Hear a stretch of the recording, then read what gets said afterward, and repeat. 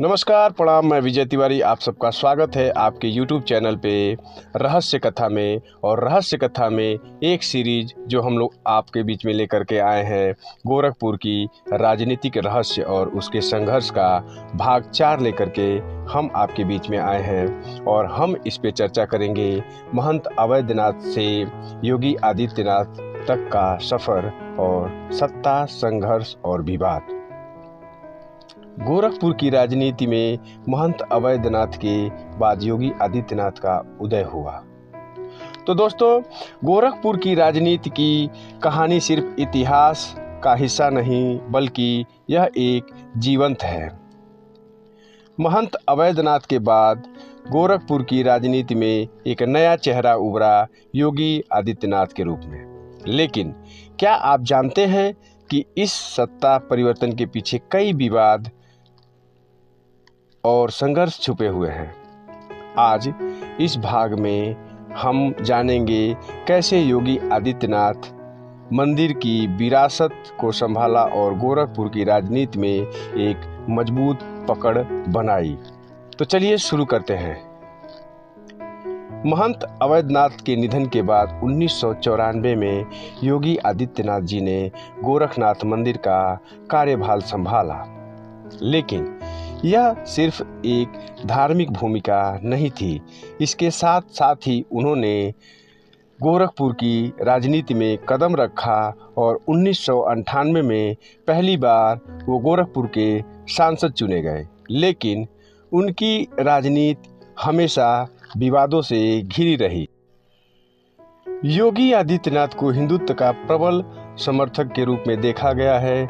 उनके भाषण और बयान अक्सर विवाद खड़े करते रहे हैं, लेकिन गोरखपुर की जनता उन्हें हमेशा समर्थन दिया। ऐसा क्या था योगी आदित्यनाथ में जो उन्हें जनता के दिलों में जगह दिला गया? क्या यह उनका आक्रमण रवैया था या गोरखपुर मंदिर का प्रभाव? 1999 में योगी आदित्यनाथ ने हिंदू युवा वाहिनी नामक संगठन का स्थापना किया। इस संगठन का उद्देश्य हिंदुत्व का प्रचार करना और धार्मिक मुद्दों का आवाज़ उठाना। लेकिन समय के साथ साथ यह संगठन विवादों में घिरता गया। कई मौक़ों पर इस संगठन पर सांप्रदायिक हिंसा भड़काने के आरोप भी लगे। 2007 में गोरखपुर में हुए सांप्रदायिक दंगे ने योगी आदित्यनाथ की छवि को और विवादास्पद बना दिया।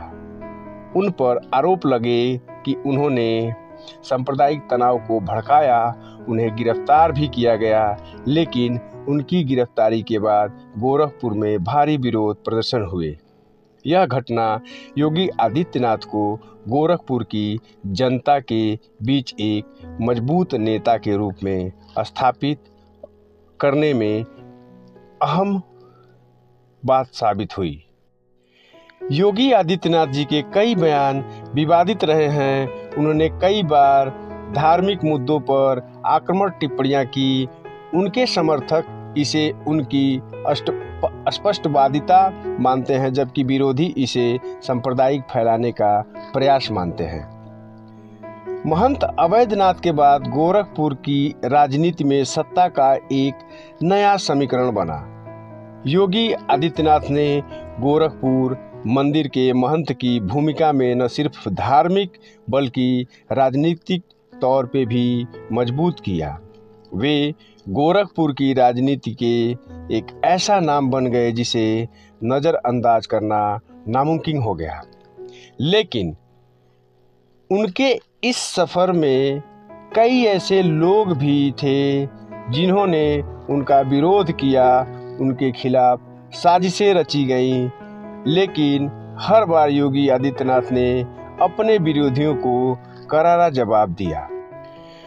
2007 के दंगों के बाद जब योगी आदित्यनाथ जी को गिरफ्तार किया गया, तो गोरखपुर की जनता सड़क पर उतर आई।